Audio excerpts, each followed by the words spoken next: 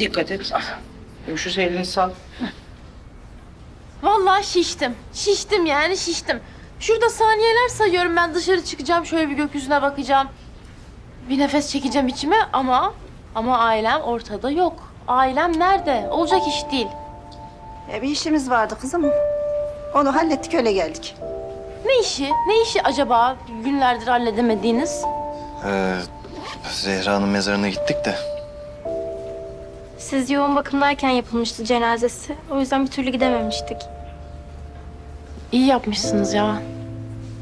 İyi yapmışsınız yani ben de gitmek istiyorum. Gideriz değil mi anne? Gideriz kızım gideriz. Oo.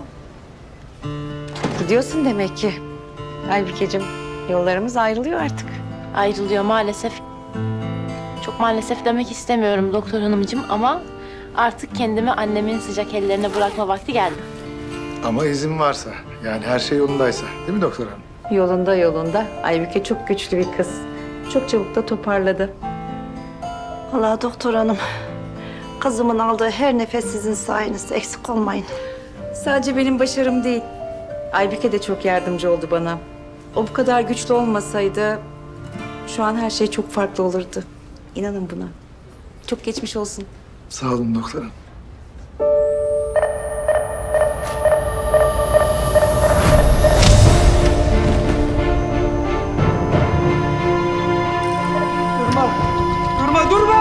Durma!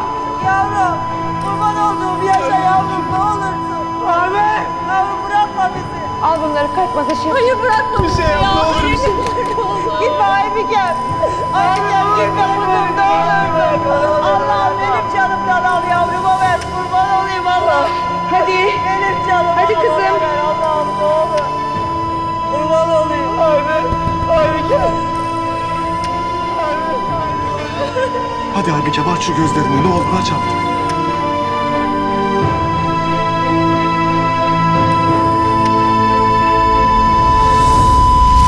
Anneme, babama, Junior'a çok iyi bak olur mu?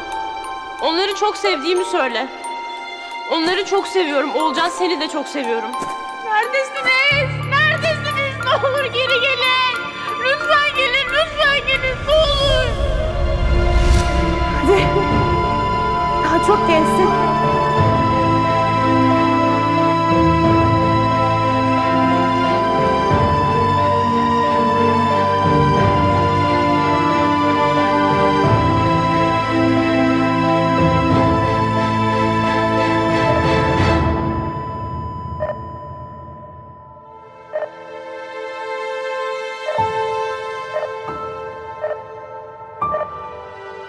Normale döndü hocam.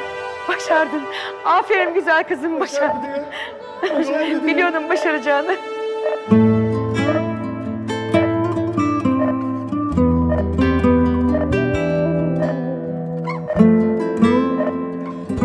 Yüce Allah. Aferin kız.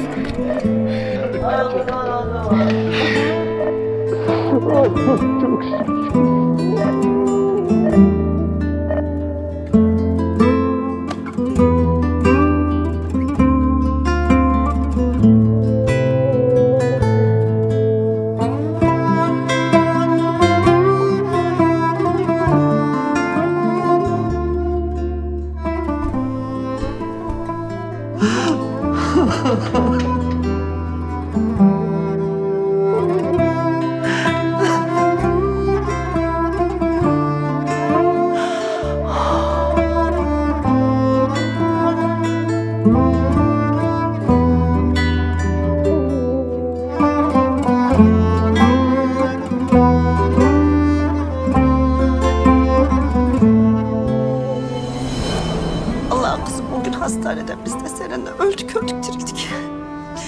Ömrümüzden ömür gitti.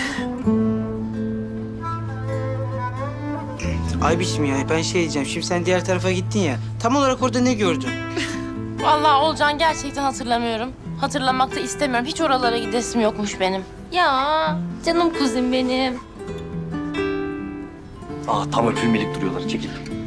Ay dişlerim kamaştı. Yavaş yavaş. Ya bunların hepsi yaralı ki. Ya bak birinize bir şey olursa karışmam ha. Oğulcan yüklenme şunların üzerine. Ben sağlamım vallahi, bana sarılabilirsiniz. Acımıyor değil mi kız? Acımıyor.